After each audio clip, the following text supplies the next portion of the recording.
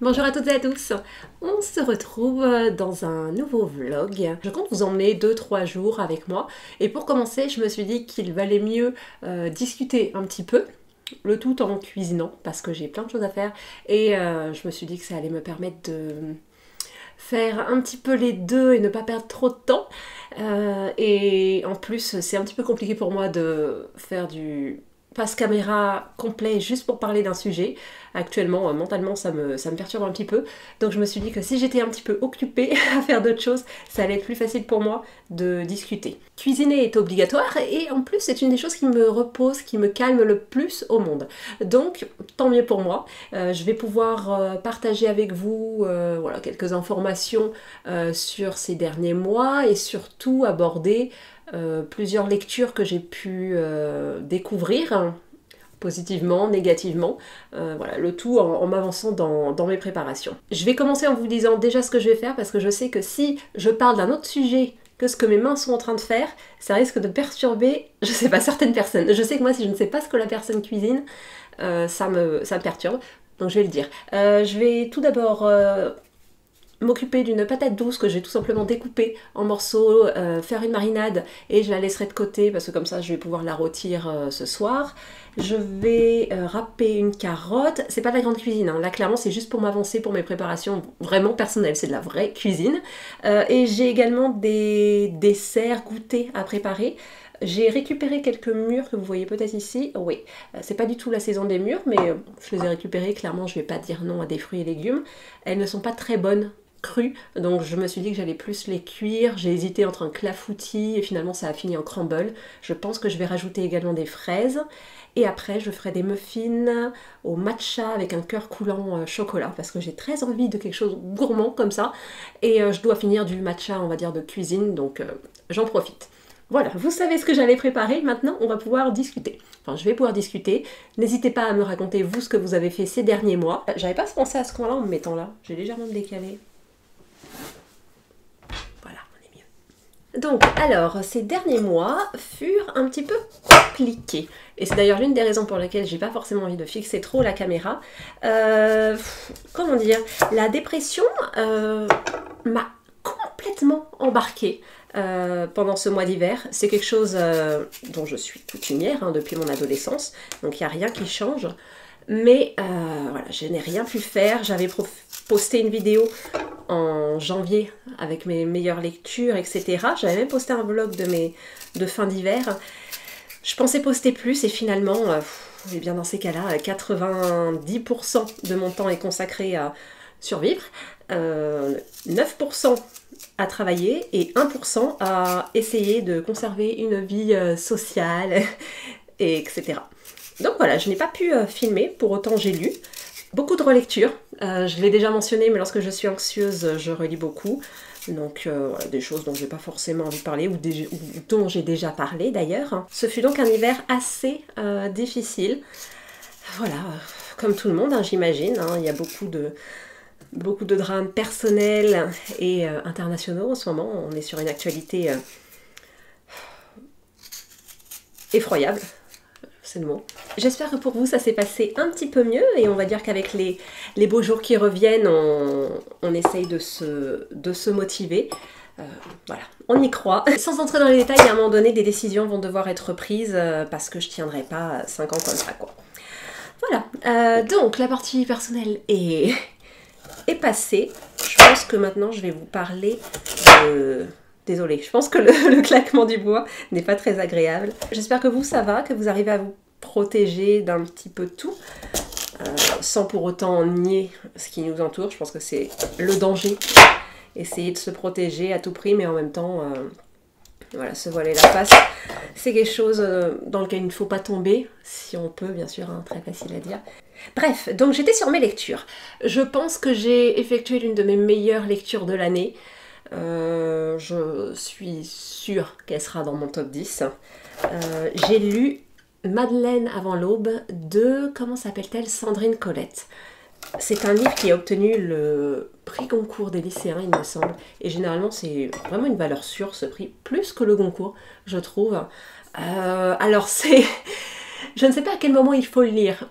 Si on est dans un moment un peu down, ça va pas nous remonter le moral, mais en même temps, si on est dans un moment où on est très joyeux, très gai, et ben ça va nous fracasser un petit peu. Donc, pas simple. J'ai presque envie de dire qu'il vaut mieux en fait le lire lorsque ça va pas trop, parce que voilà, ça continue de ne pas trop aller. C'est un petit ouvrage de 2024 qui parle de la campagne profonde, du pays arrière, de ses habitants, de ses paysans, et plus particulièrement d'une petite commune, d'un petit lieu, un village, ainsi que quelques fermes. Très dangereux ce que je suis en train de faire là. On va changer ça. Sans que l'on connaisse très bien l'époque, je pense que ça se passe entre le 15e et le 18e siècle, je dirais. Comme je l'ai dit, nous suivons des paysans. Il est mentionné à un moment donné de l'ouvrage qu'il y a des années et des années, je pense qu'il parlait plus en dizaines d'années, voire en siècles, il y a eu l'épidémie de peste, donc j'imagine qu'il parlait de la peste noire, donc peste noire c'est 14e siècle, donc allez, pour voir grand, je me dis que c'est à partir du 15e siècle que notre histoire se passe, jusqu'au 18e, parce que abolition des privilèges 1789, et nous nous trouvons avec des paysans qui sont dans un état de servitude, parce qu'ils sont vassaux, ils travaillent la terre pour un seigneur. Bon, sachant que je suis pas historienne, hein, mais la féodalité, généralement, le pic, c'est, on va dire, entre le 10e et allez, le 13e siècle, pour voir très large. Voilà, là, on se retrouve entre le 15e et le 18e, mais voilà, les privilèges n'ont pas... se sont prolongés, en fait, on va dire. Hein. La fin de la féodalité n'a pas aboli les privilèges et le fait que des seigneurs possédaient des terres et les paysans qui travaillaient sur cette terre. C'est un ouvrage dont il ne faut pas trop en dire. Clairement, moi je me suis pris mais une claque monumentale parce que je ne savais pas du tout de quoi il était question. C'est le quotidien de quelques paysans qui vivent par cycle de la nature essentiellement, au gré des éléments, des moissons, de tous les travaux de la ferme qu'il y a à faire, essentiellement pour survivre. Nous rencontrons, on va dire, 3 familles, grosso modo, même s'ils font un petit peu partie de la même famille. Et tout ce petit monde va un jour être perturbé par l'arrivée d'une petite fille qui s'appelle Madeleine. C'est un petit ouvrage, comme je l'ai dit, il est composé de 4 chapitres et un prologue, donc clairement je ne peux pas beaucoup développer, mais ce fut à la fois une dévastation et à la fois un coup de cœur immense d'être confronté à ces éléments, à ces personnages. Il n'y a pratiquement aucun dialogue dans l'histoire, et pourtant c'est fluide, il y a un souci du détail. C'est honnêtement un livre qui, à mon sens, c'est parfait, au sens où l'autrice a clairement réalisé ce qu'elle voulait faire du début à la fin.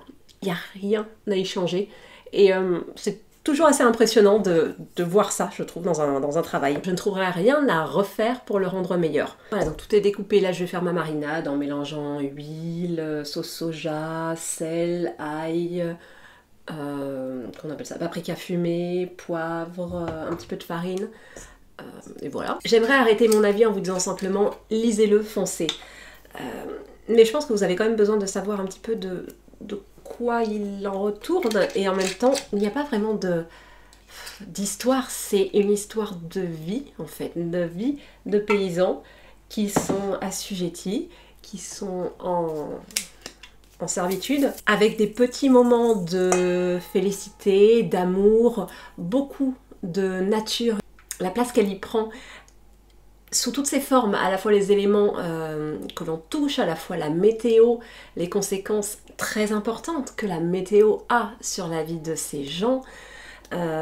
C'est un personnage en elle-même. C'est cruel, c'est injuste. Profondément, tout au long de l'ouvrage, on ne cessera de le dire. Et c'est de pire en pire au fur et à mesure qu'on avance, parce que le prologue nous laisse entendre qu'il va se passer quelque chose, et ensuite on repart un petit peu en arrière en suivant un de nos protagonistes, un de nos narrateurs. On change de narration au cours de la lecture. Et là, à nouveau, c'est quelque chose qui a été extrêmement bien mené. Je ne sais pas, il y a eu quelque chose de très émouvant dans ça. Vous n'allez pas le croire, mais j'ai vraiment pleuré pour pour cette histoire de narration. Je ne peux pas entrer trop dans les détails, il faut le lire, mais vraiment, ce fut absolument fabuleux. Je fais en sorte que la marinade s'imprègne bien. Si vous voulez un petit peu plus de détails, nous suivons en grosso modo la famille de 2 sœurs jumelles. Chacune est mariée. L'une avec un époux violent et alcoolique. L'autre avec un homme qui paraît un petit peu plus droit, un petit peu plus juste, mais qui se trouve être l'homme que la sœur jumelle mariée à l'homme violent aime, sans qu'il ne se passe quelque chose à ce sujet. Hein. C'est très délicatement apporté. Voilà, l'une a des enfants, l'autre n'en a pas. Et à côté de ça, il y a la voisine, Rose, qui a recueilli Bran, donc un petit vagabond qui est notre principal narrateur dans un premier temps. Et c'est l'histoire de cette petite ensemble de personnages dont la vie va être chamboulée, et en même temps pas tant que ça, et en même temps si, par l'arrivée de cette petite Madeleine, qui a un caractère complètement détonnant par rapport à eux qui sont habitués à vraiment être soumis, à ne pas rétorquer, à ne pas répondre, à avoir peur de leur seigneur, et avec raison bien sûr, hein, c'est assez effroyable ce qu'ils peuvent subir. Hein. On se retrouve ici avec un personnage de toute évidence détonnant, un personnage qui est en colère malgré son jeune âge, qui regarde, qui parle, et je pense qu'ensuite il faut se laisser emporter par la magie du livre. Je ne m'attendais pas à ça, et c'est ce qui a fait, entre autres, que la claque n'en fut que meilleure. Vraiment, je crois que c'est mon meilleur livre depuis le début de l'année. A priori, l'autrice est assez connue pour ce style de livre. Je la connaissais pas du tout, c'est la première fois que je la lis, et ça donne envie d'en découvrir un petit peu plus. Je vais aller me laver les mains et mettre ceci de côté, pour pouvoir le cuire plus tard. Ensuite, un livre un petit peu plus léger, que j'ai également beaucoup aimé, il me semble. Il s'agit des Nuits Bleues d'Anne-Fleur Multon. Je pense que c'est Multon, pas Multon. C'est une autrice française. De toute manière, je vais vous parler essentiellement d'autrices françaises, je crois, aujourd'hui, qui vit actuellement en Bretagne avec sa femme. Elle parle dans cet ouvrage, à mon sens, très fortement semi-autobiographique, si ce n'est complètement autobiographique. Hein. Je ne sais pas quel est le pourcentage de vrai dedans. De sa rencontre avec Sarah sur le net en plein premier confinement, donc 2020. Elles eurent toutes les deux un coup de foudre l'une pour l'autre en ligne, et elles ont décidé de passer à la vitesse supérieure et de se rencontrer malgré donc le confinement, et de finir le confinement ensemble. Et elles ne se sont plus jamais quittées, pour ainsi dire. C'est un roman qui est tout simplement une histoire d'amour. J'avais mentionné en début d'année, lors de mes lectures préférées, je crois que j'avais envie de romans qui sont un petit peu plus optimistes. Quand on voit le livre dont je vous ai parlé avant. Mais bon, ça fait partie des livres qui étaient d'ailleurs recommandés dans un ouvrage de Colin Perry, qui a fait partie de mes lectures préférées en 2024. Et j'avais envie de romances entre deux femmes qui ne finissent pas dans la souffrance, dans la mort d'une des deux protagonistes, parce que c'est très généralement le cas lorsque deux femmes s'aiment dans la littérature ou dans le cinéma ou autre. Donc ça m'embêtait un petit peu, et là ce fut réellement plaisant d'avoir uniquement des instants d'amour. Je suis désolée, ça fait un petit peu de bruit, on va essayer de faire en sorte que ça ne soit pas trop le cas. Je pense que si. Ok, c'est bon, comme vous pouvez voir. Carotte râpée, c'est absolument parfait. Là, je pense que je vais pouvoir me remettre au rouleau de printemps, au wrap frais, etc. Ça fait tellement du bien. Je n'en peux plus de manger du poireau ou ce genre de choses. Les légumes d'hiver, je peux plus me les voir. Bref, donc je range ça rapidement et je reviens à vous pour le sucré. Et je continue d'ailleurs ensuite mon explication de ce magnifique roman. On va préparer un petit peu les fraises. Comme vous pouvez le voir, cette vidéo n'est absolument pas préparée. Donc j'espère que ce n'est pas décousu. Si, en fait, je sais que ça sera forcément décousu. Après voilà, écoutez, c'est mon état d'esprit un petit peu en ce moment. On va faire avec, sinon il n'y aura pas de vidéo pendant 2 ans, donc voilà. Bon. Pardonnez-moi pour cela. Non, d'ailleurs, on ne s'excuse pas, Laura, voilà. C'est comme ça, voilà. Ok, on y est, j'ai lavé mes fraises et on y va.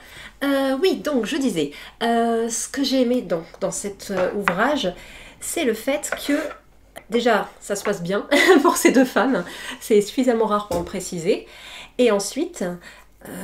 j'ai aimé, moi je suis très fan des détails, des petits gestes, c'est vraiment mon langage de l'amour. Clairement, c'est se rappeler de petites informations sur quelqu'un, voir, voilà, c'est vraiment quelque chose qui moi me fait fondre et j'adore voir ça en littérature. Et il n'y a pas réellement d'histoire en fait, à nouveau, dans ce livre. Ce sont simplement des moments de vie sur ces deux femmes qui se rencontrent, qui tombent amoureuses, qui aiment, qui parlent de leurs expériences. Certaines sont traumatisantes, d'autres sont merveilleuses. Il y a une part également assez, pas importante, mais existante du moins, sur leur sexualité. C'est un livre qui est explicite, qui n'est pas vulgaire du tout pour autant. J'ai vu plusieurs commentaires parler de sensualité. Pour moi, c'est un petit peu plus sexuel que sensuel. L'un, bien sûr, peut aller avec l'autre, hein, et c'est le cas, mais ça reste sexuel. Donc voilà, pour les personnes qui pourraient être mal à l'aise avec ça, je précise que j'aurais mentionné ça également s'il s'était agi de relations hétérosexuelles, hein, de toute manière. Voilà, comme ça on va pouvoir mélanger un petit peu les deux fruits, c'est voilà, c'est plus sympathique que juste les petites mûres. Et maintenant, je vais créer ma pâte à crumble. Mais c'est vraiment un ouvrage que je recommande si vous avez envie d'une histoire d'amour qui finit bien. Et en plus, on sait qu'elle finit bien parce qu'il suffit d'aller voir sur Instagram, de suivre cette autrice qui est généralement plus créatrice d'ouvrages pour jeunesse, à ce que j'ai compris. Honnêtement, je la connaissais pas avant cette lecture-là. Bon, j'ai l'impression que toutes les personnes dont je parle sont connues et que moi, je les découvre. Que voulez-vous? Il n'est jamais trop tard pour apprendre. Le crumble, c'est littéralement le plat le plus facile à véganiser si vous souhaitez. Il suffit de prendre de la margarine à la place du beurre, hein, clairement. Et crumble, c'est margarine ou beurre, farine, sucre. Vous pouvez mettre un petit peu de poudre d'amande si ça vous plaît. Là, j'en mets pas parce que je pense que j'en mettrai dans ma recette suivante. Mais clairement, dessert le plus facile au monde à faire. Et généralement, c'est à part égale la même quantité. Par exemple, 50, 50, 50. Je vérifie quand même. Je pense que je vais faire quelque chose un petit peu comme ça. Je vais essayer de voir mettre 100 de chaque. Voilà. Ensuite, pour continuer dans mes lectures. Alors là, par contre, j'ai eu une déception. Originalement, je pensais même pas en parler parce que je me suis dit, bon, voilà, c'est une lecture qui est... Tout le monde a déjà dû le dire, etc. à son sujet. Mais je suis allée voir les avis hier soir, parce que je savais que j'avais envie de parler de ce livre, donc je me suis dit, au cas où, je vais quand même vérifier. Et je vois que tout le monde est dithyrambique dessus et ne parle pas des problèmes qu'on y trouve. Donc je me suis dit qu'il fallait que je le mentionne quelque part. J'ai envie de vous parler d'un policier. Oui, je vais vraiment vous parler de livres complètement différents, hein, comme d'habitude. D'un policier qui s'appelle Un tueur intime, de Claire Favant. C'est le premier ouvrage de cette autrice, française à nouveau. Et alors c'est très addictif. Clairement, ça se dévore en 2-3 jours, mais je trouve qu'il y a des aspects problématiques que je ne m'attendais pas à trouver, parce que c'est pas un livre qui est si vieux que ça. Il n'a pas non plus des années 80 ou 90, hein. Je pense qu'il a été écrit dans les années même 2010. C'est écrit par une femme, et il y a des choses qui ressortent qui me posent énormément de problèmes. Donc c'est une histoire classique. Il faut attraper un tueur en série, voilà, qui tue des femmes, plus que tue, hein. Tue, viole, torture, enfin vraiment des choses absolument immondes, hein, des femmes qui ressemblent essentiellement à une femme que le tueur a... Ça je le dis parce que vous allez voir, ça a son importance. Qu'une femme que le tueur a aimée pendant son adolescence, aimée, hein, a été fasciné par ou autre. Et à un moment donné, voilà, le FBI va devoir intervenir parce que personne ne trouve comment résoudre cette affaire et on va envoyer leur super champion. très classique, c'est exactement ce dont j'avais besoin.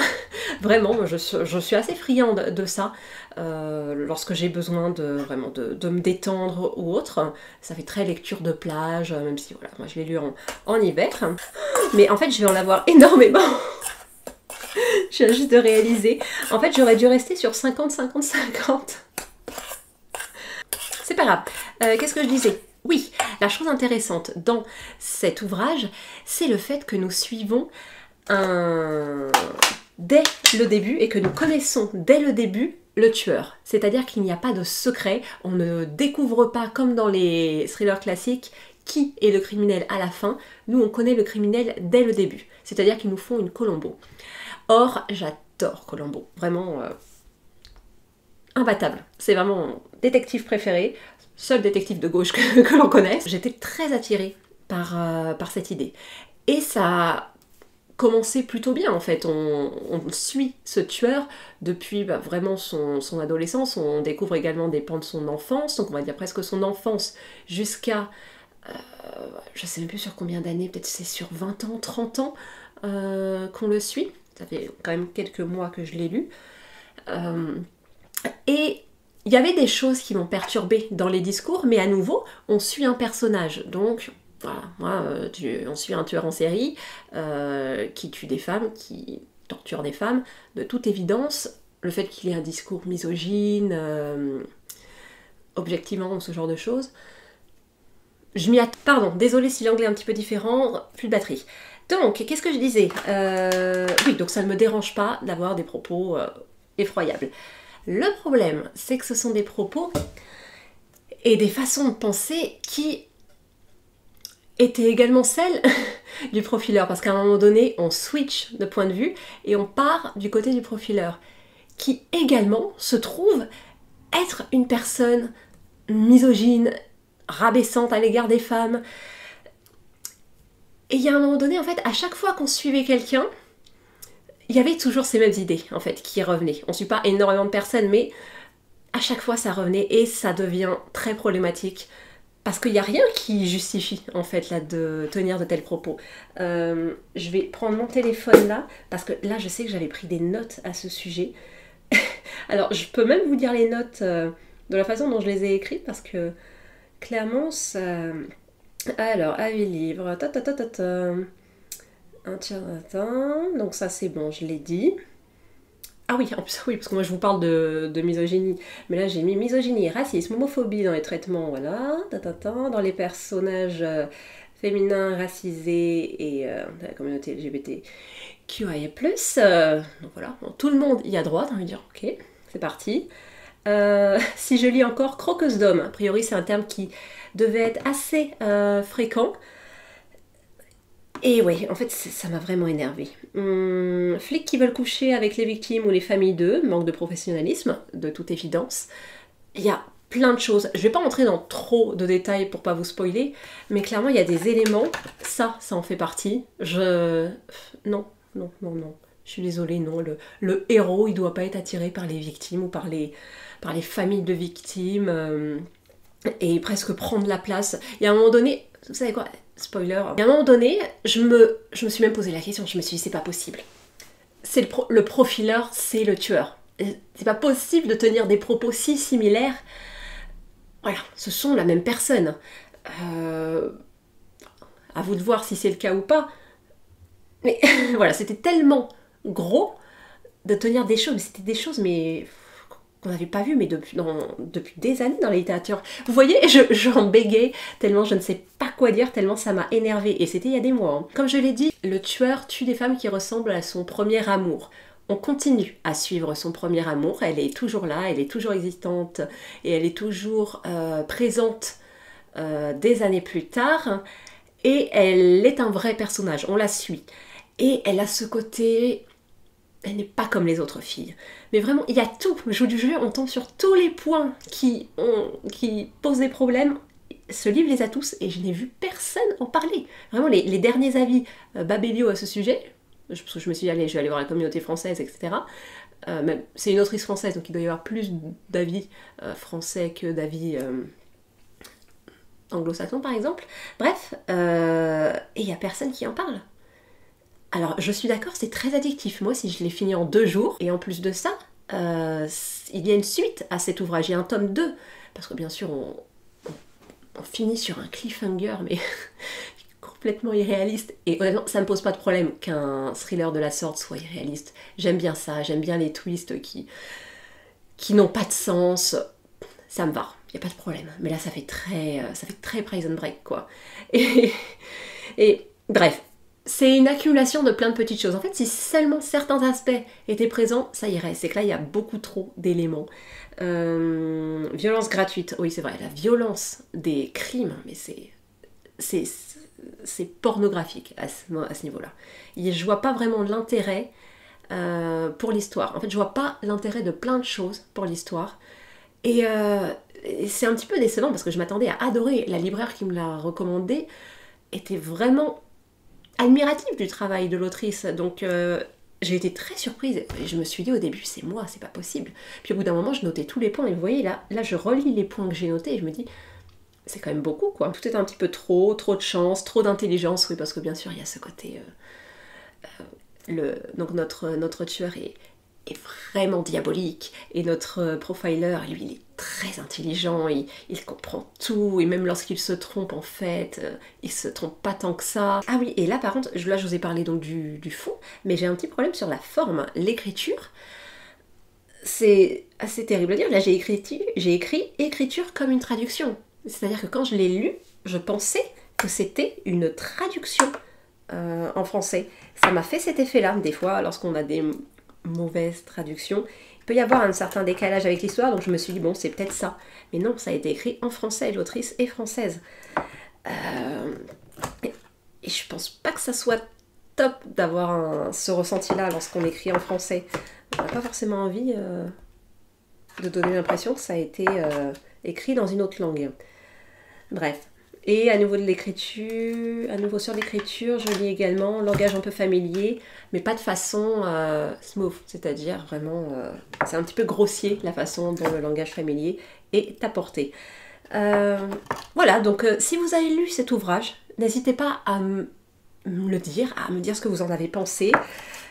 Est-ce que vous avez vu tout ce que j'ai lu? Est-ce que ça ne vous a pas dérangé dans votre lecture? Parce que là, j'en parle parce qu'au bout d'un moment, il y en avait tellement que ça m'a dérangé. À nouveau, il y a plein de livres que je peux lire voilà, en mettant mon cerveau à l'arrêt.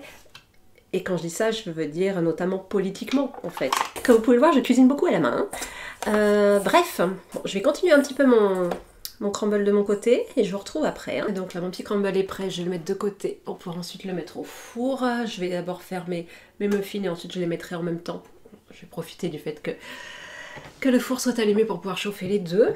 Ça me permet en fait d'avoir des goûters d'avance parce que je cuisine généralement tout ce que je mange. Et voilà, j'aime bien. Bref, muffin au matcha. Oui, je sais, vous allez vous dire, le matcha. Laura, on n'en peut plus du matcha. Pour ma défense, je bois du matcha depuis 2010. Je suis la personne la plus ravie au monde qu'il y ait cette mode du matcha. Ce qui rend l'achat de cette petite poudre de thé vert tellement plus facile. Parce qu'avant, il fallait l'acheter, mais je sais pas, moi je l'achetais dans les magasins bio et je me retrouvais forcément tout le temps avec les poudres amères. Mais bon, j'achetais parce que j'aimais ça, parce que j'aimais faire des gâteaux avec, etc. Et voilà. Moi je suis trop contente que le matcha soit à la mode. Voilà, peut-être que voilà, bientôt ça sera plus à la mode, je m'en fiche très bien. Au moins ça va me permettre de faire du stock sur plusieurs années. Parce que je me souviens qu'à un moment donné, je faisais des stocks au Japon, mais des stocks de petites dosettes, etc. Parce que je ne savais pas où l'acheter au Japon. Et quand je dis au Japon, je parle au Japon en 2010-2011. Hein. À mon avis, ils ne seront pas très verts, parce qu'on est vraiment sur le fond du fond de ce que j'ai. C'est pas grave, j'avais envie de me faire plaisir. Donc on fait. Pour les personnes qui se demandent, je ne suis toujours pas végane, je consomme des œufs, comme vous voyez. Occasionnellement, des fois je les remplace, des fois je les remplace pas. Là, je les ai pas remplacés, c'est des œufs bio, etc. Donc voilà, j'essaye de faire le plus attention possible. De minimiser ce que je mange en nourriture animale. Vous voyez, c'est la seule que j'ai même montrée en fait de la journée. Donc voilà, j'essaye de faire très attention à ce sujet, mais je ne suis pas à 100% végane. Voilà, hop, allons-y. Donc ensuite j'avais envie de vous parler d'un livre que j'ai arrêter en cours de route. C'est assez rare que j'arrête les livres en cours de route parce que je suis assez rapide, tout simplement, pour lire. Il s'agit de A Magical Girl Retires de Park So-yeon. Il n'y a pas de traduction française, donc j'ai lu la traduction anglaise. Et ça partait très bien dans l'idée. On se retrouvait avec une trentenaire au bout de sa vie. Oui, je sais, je sais ce que vous pensez. Qui, voilà, ne voit plus de raison à vivre, etc. À un moment donné, elle se pose, elle a plus d'argent, voilà, désespérée, la jeune femme. Et à un moment donné, elle se dit que voilà, la solution, c'est d'en finir. Et apparaît une Magical Girl. Magical Girl, vous voyez, ça fait référence à Sailor Moon, Sakura Card Captor, ce genre de choses. J'ai connu ces personnages-là, ces dessins animés-là, lorsque j'étais enfant.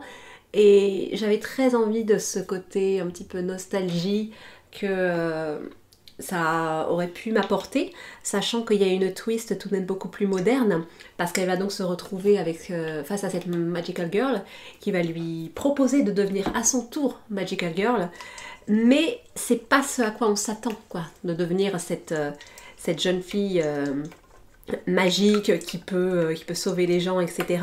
Parce qu'en effet, elle va développer un pouvoir, mais il va falloir organiser tout ça.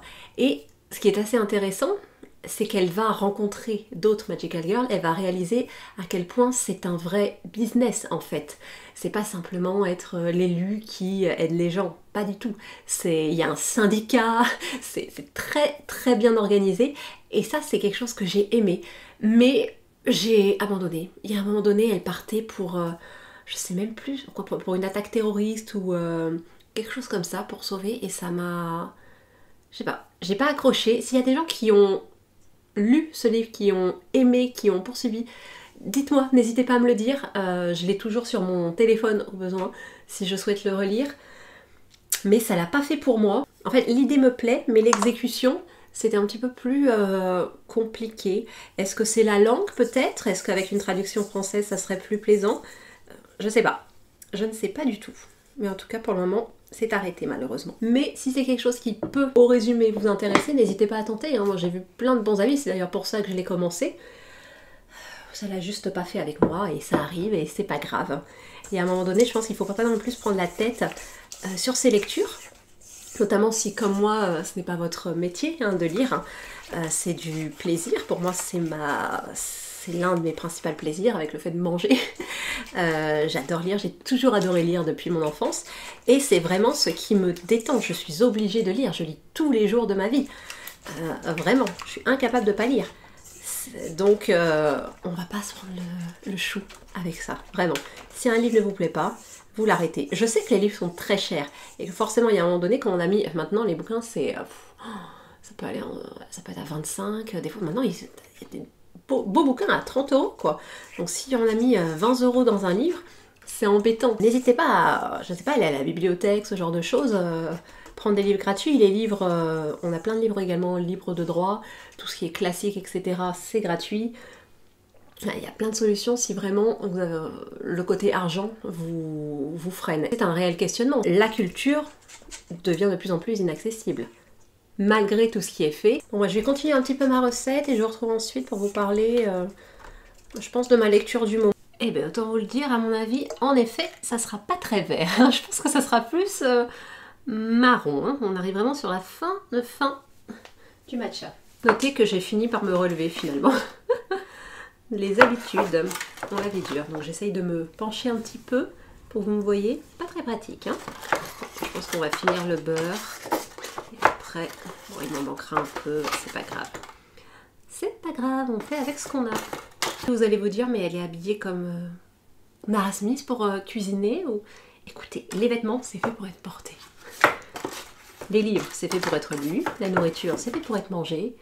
Donc on arrête de se compliquer les choses, hein. La vie c'est déjà bien assez compliqué. En ce moment je suis en train de lire un livre dont je vous ai déjà parlé, que j'ai acheté je crois en décembre. Oui, ça faisait partie de mes cadeaux de Noël que je m'étais offert. Je lis Gideon, la 9e de Tamsin Muir, donc une autrice néo-zélandaise, et je suis bien incapable de vous expliquer l'histoire. C'est tellement particulier, je pense que c'est vraiment un ouvrage à lire plus qu'à expliquer. C'est un ouvrage de fantasy SF dans lequel on suit grosso modo plus des nécromanciens, on va dire. Et dans ce premier tome que j'ai commencé, j'ai lu uniquement 40 pages. Hein.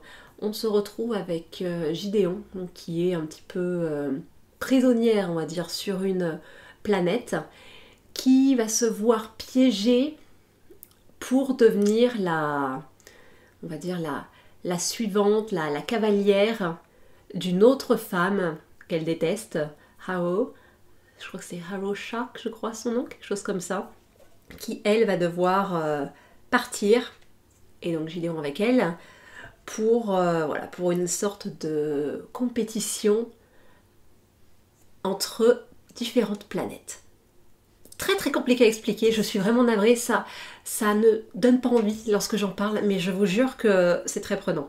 Et j'ai hâte d'en découvrir plus. Ok, donc on a avancé un petit peu, j'ai sorti des petits moules en silicone, ne sont-ils pas magnifiques, tout de vert et de violet, pastel, on aime beaucoup. Et je vais donc verser ma préparation, ensuite je vais rajouter des carrés de chocolat au centre pour donner un côté cœur coulant. Alors, donc l'aspect, je sais pas si vous le voyez d'ici, c'est un petit peu Shrek, hein, on est d'accord. C'est pas grave, je l'ai goûté, c'est très bon. Bon, je vais m'atteler à ça, je vais couper ici et ensuite lancer tout au four, donc ça fera un bruit d'enfer, ça sera impossible de m'écouter. Et on se retrouve à peut-être un petit peu plus tard. Il est possible que j'aille au parc tout à l'heure et que je vous emmène avec moi. J'ai très envie d'aller voir les cerisiers en fleurs. Petit spoiler.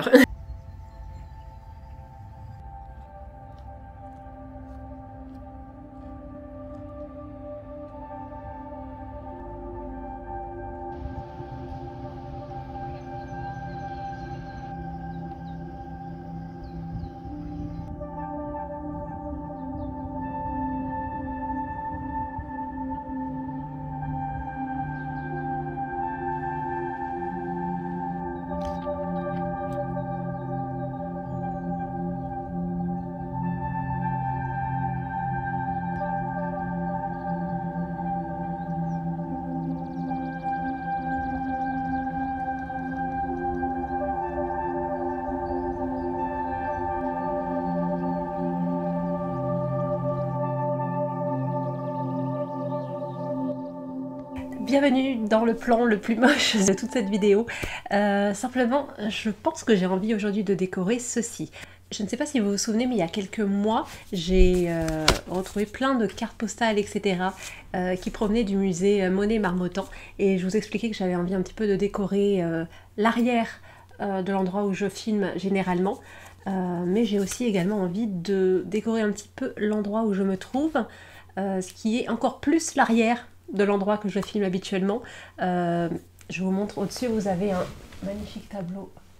Voyez. J'avais simplement envie de le faire et je m'étais dit que ça pouvait être sympa que vous soyez là pour ça.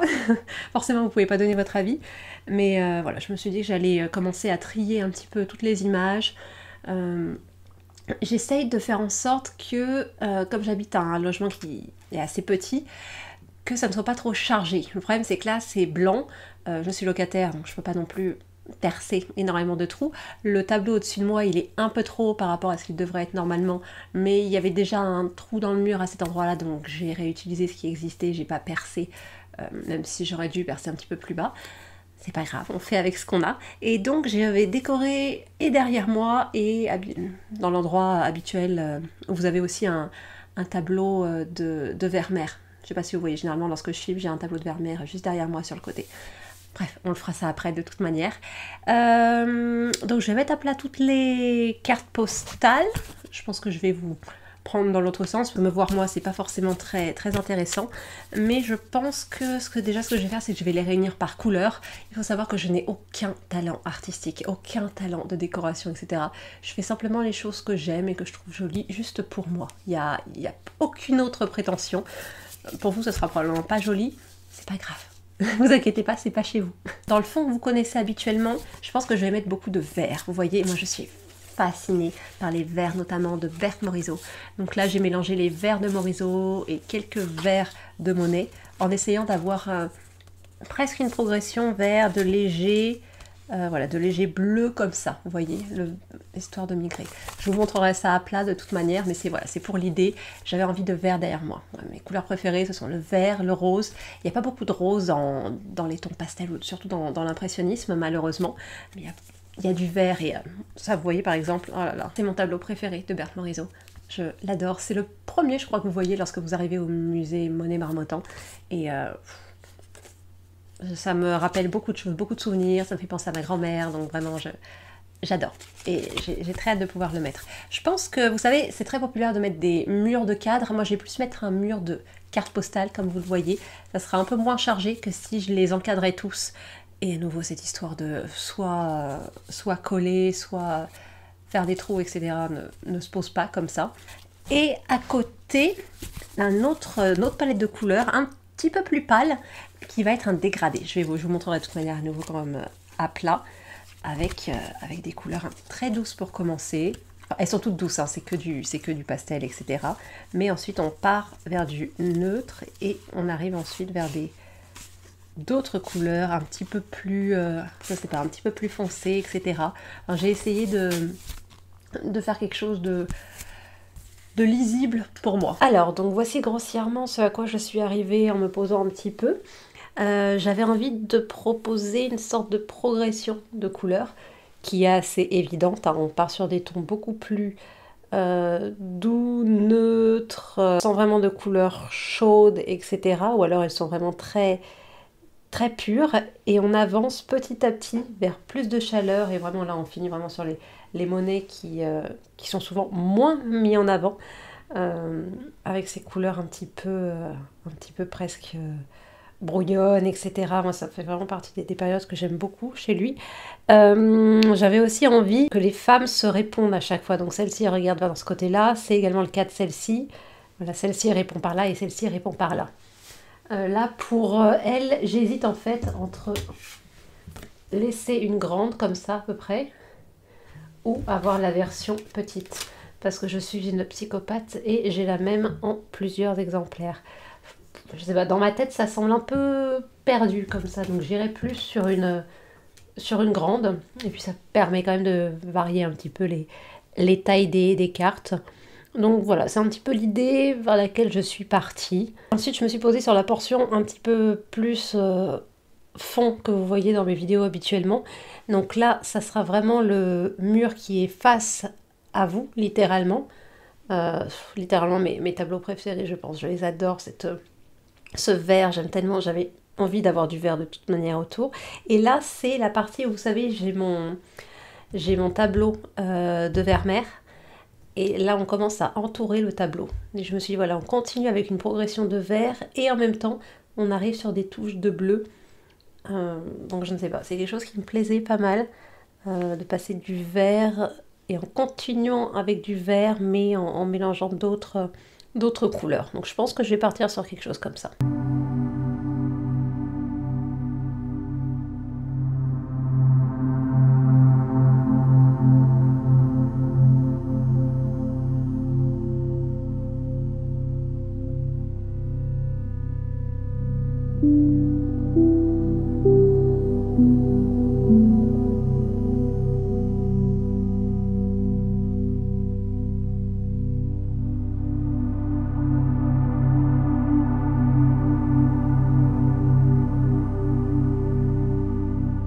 J'ai commencé la vidéo en pull, je finis cette dernière en petit crop top.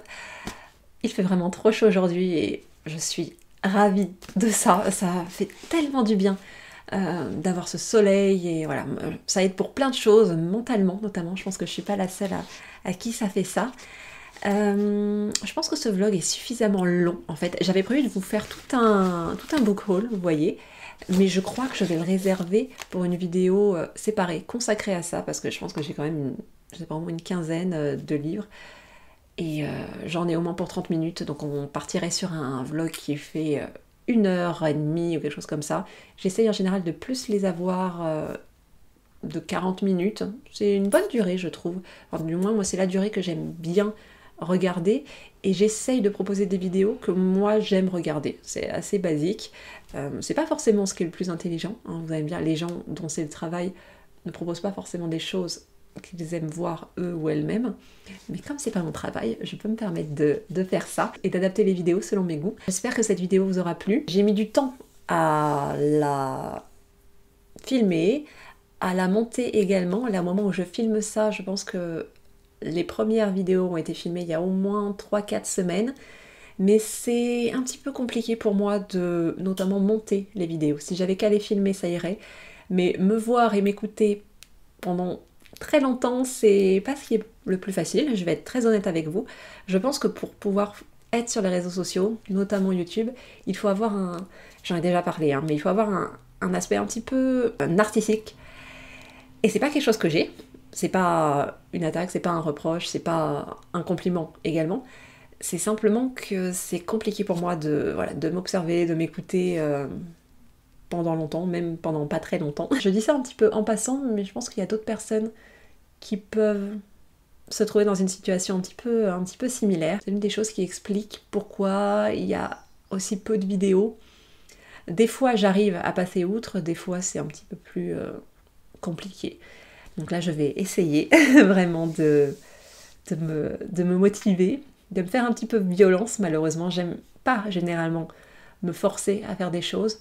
Là, si j'ai envie de publier des vidéos, ce que j'ai envie de faire, forcément, il faut que je les monte. Donc bref, voilà, je vous souhaite une bonne fin de journée. Profitez bien des beaux jours. Et on se retrouve dans une prochaine vidéo, avec un peu de chance. Au revoir.